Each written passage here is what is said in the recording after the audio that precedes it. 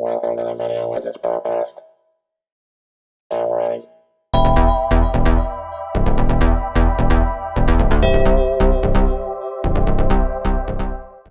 Do you want me to do the impression? Yeah, do it. Double Dribble! Oh, it's good. That's as good as I've got, to be honest with you. Double Dribble, Yeah. though. Yeah. Random bit of. This was the first ever arcade game to play the American national anthem.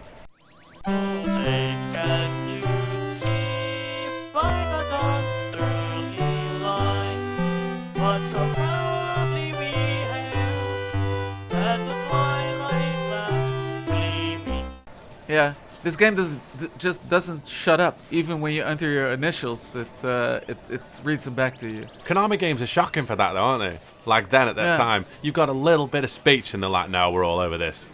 We will Yeah. spam out of this." Like I said to you earlier, I was playing Blades of Steel today, and they're Yeah. like, whatever he says every time he does it, here's a pass, or whatever he says. Yeah. Like every single time you pass it. Every time you pass, yeah. Double Dribble, phenomenal. I can't get that out of my head now. Words of Steel. There you go.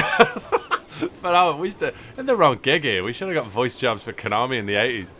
Would have been absolutely bang on. The one thing that I always think about, there's a couple of things I always think about Double Dribble. One of the big things I always think about is it's one of the first games to have like that I could remember, or I look at from that time, with quite obviously a ploy to kind of appeal to the potential kind of arcade owners and people who want to play it.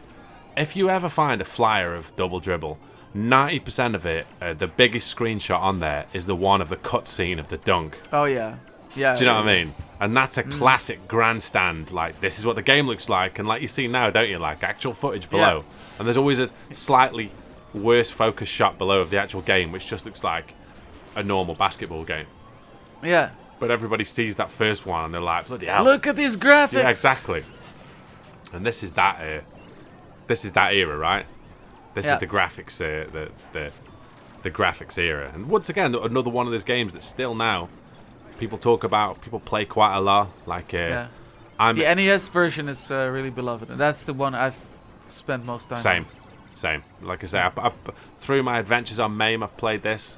But yeah, I did the NES version on the channel, and it's always a good laugh. And quite randomly, I'm in a WhatsApp. Well, not quite randomly. I'm in a WhatsApp chat group with a load of other mixed martial arts officials from kind of all over the world, and we chat about different things.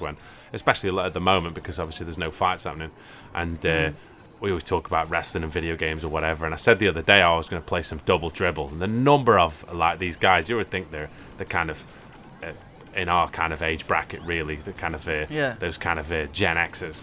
And the number of them, I used to love Double Dribble, like straight away all over it. They're like 99% of them are kind of North American. They're all over a bit of a bit of Double Dribble. It's not hard to see why. I mean, it has the American flag in the logo. Exactly. Yeah. And like it's another one of those ones, like from a popular culture point of view, it's always kind of there or thereabouts. If you talk about video game, like basketball video games, really, it's this and NBA Jam, right? Yeah. These are This NBA Jam, maybe Arch Rivals. Yeah. That's a good point. Yeah, but that was kind of a predecessor to NBA Jam. Yeah, anyway. exactly. That's kind of the one in between, right? Like that's kind of like halfway between both of them. But yeah, that was Konami as well. Was that Konami as well? Arch Rivals? Arch Rivals, no, that was Midway. Oh yeah. Right. Sorry, I was thinking so. Yeah. But yeah, Another arcade treasure by Midway. yeah, treasure. Brilliant. That's very subjective. But yeah, Double Dribble also quite famous popular culture wise for featuring in that episode of Family Guy not too long ago.